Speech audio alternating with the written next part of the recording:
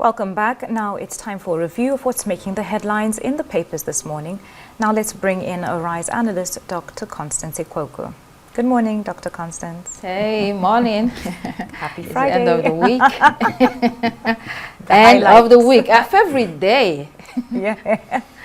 Good morning, Charles. Good morning, Dr. Constance. How have you found the rains so far? Because it's been almost non-stop rainy 48 hours. Yes, but even throughout last week, it was raining almost every day. Well, not on this scale. This time it's actually really heavy. Yeah, when rainy season, proper. Okay, well, it's what it is. Let's look at what is making the headlines today. Hello there and welcome to the program. We'll begin with this day newspaper. There, we're talking about the Lagos airport. It's about to get a major facelift.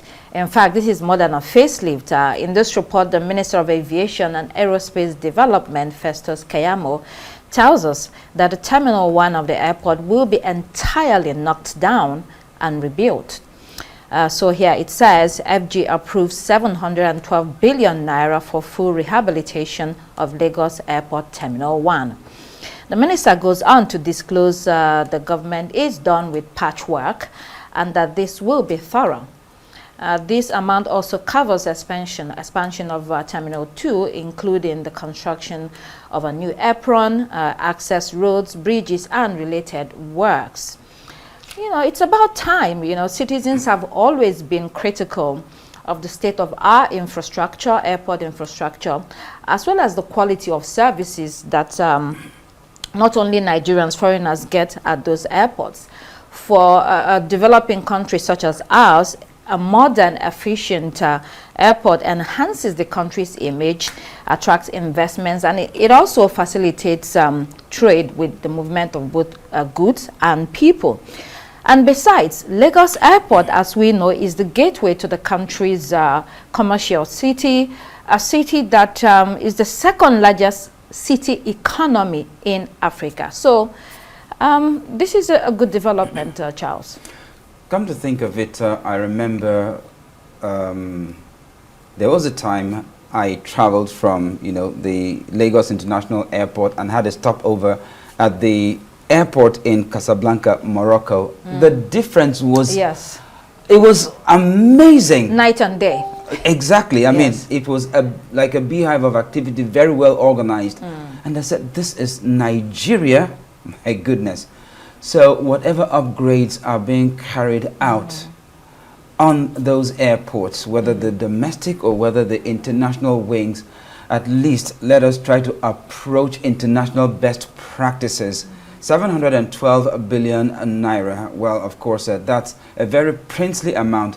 But at the end of the day, let's just hope that by the time those repairs or rehabilitations or overhaul is carried out, then maybe the next time I have to travel through that airport, then I'll be able to beat my chest and say, yes, this is our Nigeria. Yes. Yeah. You're right about the airport in Morocco. I think I must have gone through that airport 9 or 10 years ago. It's a world of difference. The design, everything was digitalized and, like you said, super efficient and very welcoming. It's an imposing structure, actually. So, yeah. Kudos to Minister Festus Keyamo. We'll see how this goes. Hopefully the money is utilized properly and we see the results. There's a second story in this day newspaper we have to look at. NEC targets economic stimulus for over 8.8 million people in 8,809 wards across Nigeria, set to pick at least 1,000 beneficiaries nationwide. The federal government says this is to deepen grassroots impact and achieve double-digit growth through direct intervention. It will target economic activities for active individuals. I don't know about this. We have been here before, I think. I mean, it seems to be an ambitious initiative. A lot, though, will depend on how this is rolled out and if it will be effectively run. It's also good to see an assessment of previous similar initiatives that we have had in the past, Yolanda. Yes, I totally agree with you. This is not the first time that we're seeing this. It's not the second or the third. This has been happening over and over again over the years. And you know, this plan could go either way. I'm trying to be very positive here compared to what we've seen in the years that have passed. The stimulus plan could go the right way and, you know, potentially revive, you know, the lives of people, their businesses, and how the economy goes. But at the same time, I think we've seen enough to know how this story ends. Hopefully this time round, this will not be the case. Yeah, Nigerians will be watching to see. Daily Sun newspaper, nurses strike, FG bows to pressure, withdraws controversial circular, commits to dialogue, okays 3.7 billion naira for oncology center at UCH. 90% of our demands have no financial cost, according to the union. The coordinating Minister of Health and Social Welfare, Professor Ali Pate, says the government is willing to resolve allowances and welfare concerns, as well as improve healthcare infrastructure. This quick move to engage the nurses has been welcomed by many. The government has little or no choice here, seeing how crucial nurses are for continuous care. We need them for critical support, and of course inpatient or patient recovery at the hospitals nationwide. The question though is, why does it have to take a strike or the threat of a strike to get any of these issues placed on the front burner, or at least show that the government is actively addressing these concerns? Yolanda, any thoughts on that? Yes, I mean, why does it have to get to this point? Truly, that's very well said, Dr. Constance. The report that we took earlier had a woman saying that there was no nurse to attend to her ailing brother at the time, and she had to resort to making a scene and being chaotic. And that really struck me, because that is the only way that she was able to get any attention from the doctors who were nearby. And that's such a sad situation. But at the same time, you know, I think after 3 days, this was rather quick and swift. Hopefully it's not just talk, and there will be action, real action that can bring about the type of results that will satisfy these nurses and be able to bring them back to work to help people and save them from dying. Actually, I think the action by the federal government as far as the issue of the nurses' strike is concerned, for me it's a very positive development, because we know how strikes work. They threaten to go on strike. They go on strike and they're allowed to be there, even though their services are very critical. But this time around, I mean, it wasn't allowed to persist for, I guess, beyond 24 hours, and something is being done already. So hopefully more lives will be saved now that the nurses will, you know, become compelled, so to say, to go back to work, because the government has responded positively to the concerns they have raised. Indeed. We haven't finished with that story. Let's move on to New Telegraph, something related. Here, the matter continues with the government now trying to regulate industrial actions. The headline here says, strikes, FG approves policy to regulate trade unions. FG and AAT sign MOU to avert industrial action. The National Industrial Relations Policy 2025 has been approved to check strike actions. The Minister of Information and National Orientation, Mohammed Idris, says this will regulate activities of trade unions, and we need to have a guiding policy document due to frequent industrial actions. This policy was put together by the Ministry of Labor and Employment and approved by the Federal Executive Council. This is certainly going to be controversial. I think the industrial action all over the world, you know, serves as a powerful tool for workers. The minister is right that strike actions are frequent in Nigeria, and we all know the reasons why. But it's also a tool that pressures employers and the government to address grievances of workers. We don't have the details of this particular policy. We would like to hear more, you know, from the government. But from the face of it, it seems that, you know, it's trying to silence workers and deny them a legitimate means to demand fair treatment. We need to know more about this policy, Charles. Yes, we do need to know more about that policy. However, let me even take it from the point of view of labor, and they have vowed to resist any attempt by external forces want to cause disunity between the Nigeria Labour Congress and the Trade Union Congress so as to weaken agitation for workers' welfare. I remember some years back, a serving senator of the Federal Republic, if I remember correctly, Senator Heineken Lokwabiri, suggested a bill that would compel labor unions to go to court, get a court order before they could embark on strike, and definitely the bill didn't see the light of the day. So we have a policy now that would regulate the activities of labor unions as far as, you know, this expression of freedom is concerned. I mean, we have freedom of assembly, freedom of expression, and so many of these freedoms enshrined, yes,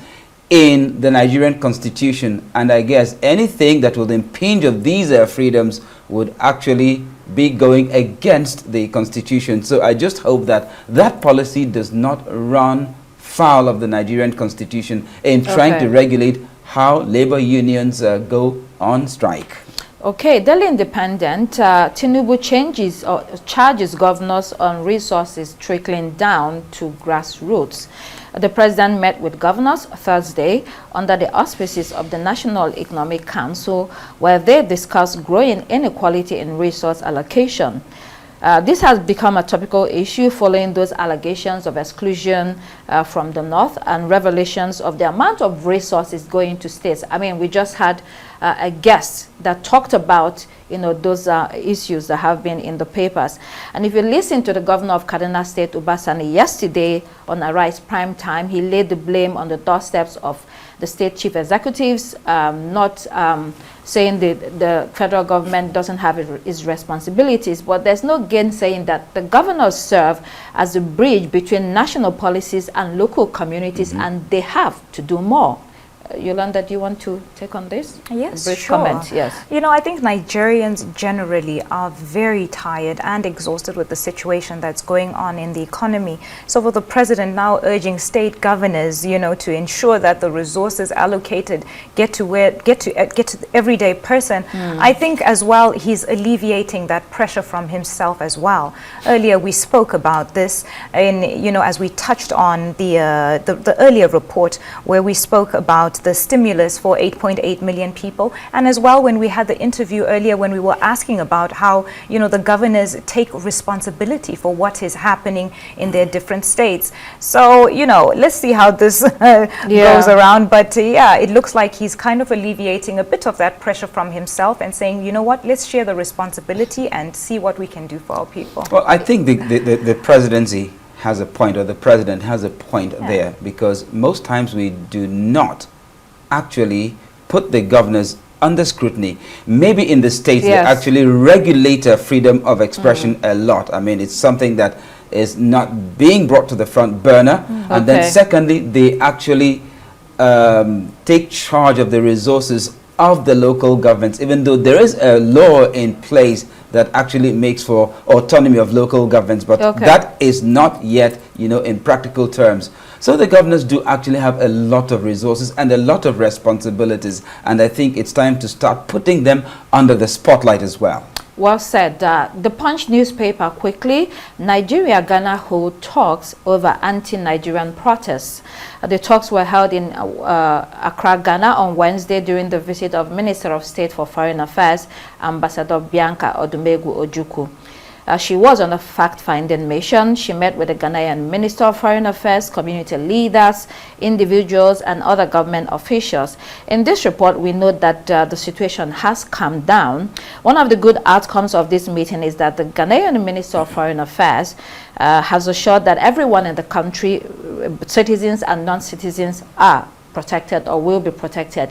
He also said that you know, the viral videos are not a true reflection of the situation on ground, and that from investigations there was no territorial intentions by the Nigerian accused of trying to form a kingdom in Ghana. I mean, we have enough problems back home. No one needs the disturbances between Nigerians and their host communities.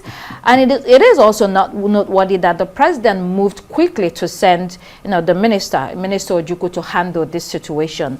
If anyone has very quick comments, so we can move on very quick. Well, it's good that the federal government has actually moved to douse tensions.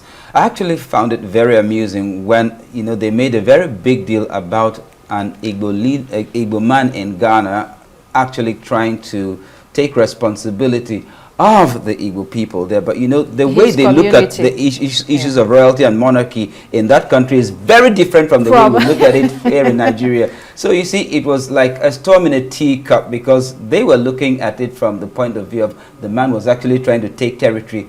He just wanted to do what his ethnic group probably, I mean, it's cultural anyway, definitely not territorial. It was just community organization. Absolutely. Anyway, the Daily Times, FG approves 909 billion for airports upgrade. This is a little bit of a different figure, but we've seen that story before. We'll also be looking at the Guardian newspaper. Uncertainty for FIFA soccer fans over Trump's America First policies. Also, call of strike for negotiation. Presidency reps tell health workers. Let's move on to the Leadership newspaper. Many critically ill patients are being rejected, says UUTHCMD. And then Niger goes to Supreme Court over exclusion from 13% derivation fund. That's very new and interesting right there. Then more, shall we see Daily Trust? 34 million Nigerians at risk of hunger as UN food aid ends. Okay, moving on to the international headlines. Daily Graphic, court throws out Torokorono Ofori attack cases. These are the former Chief Justice and former Minister of Finance seeking to quash proceedings against them. Not successful at all here. And then the Citizen newspaper, solar no place to hide. Owners of solar power systems in SA are required to register with the municipality for grid safety, regulatory compliance, insurance purposes, and potential feed-in payments. Failure to do so attracts a fine. Daily Express, record numbers of foreign sex offenders in British prisons. These offenders number over 1,700 in England and Wales, and the number has been rising since 2013. I mean, this is a huge source of worry for people and certainly plays into that anti-immigration sentiment. And we'll see that in the next paper, Daily Mail, if we can pull that up, which leads with a proof Starmer's Smash the Gangs campaign is a joke. The gangs refers to the migrant boats that have been illegally crossing the channel into the UK. Yolanda, more pressure is being mounted on the British Prime Minister to move faster on this matter. Yes, I wanted to say that from even that first story about record number of foreign sex offenders in British prisons, I literally immediately just saw this as politics at play, because the fact that they had to mention that they are foreigners, you know, it rings a bell in your head to say, you know, they're bringing attention to this whole immigration issue.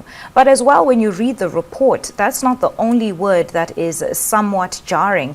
You know, it says a record number of foreign thugs, thieves, and sex offenders. You know, it's really just playing on this immigration talk that has been going on. And I think the West is being very, very vocal about their views. And the pressure really is on Starmer for him to, you know, kind of get people out. Yeah, I poke a little bit at Charles with this, because there was something that Kemi Badenoch had said a few days ago about how we need to get the foreigners out, that Britain is our home, not a hotel.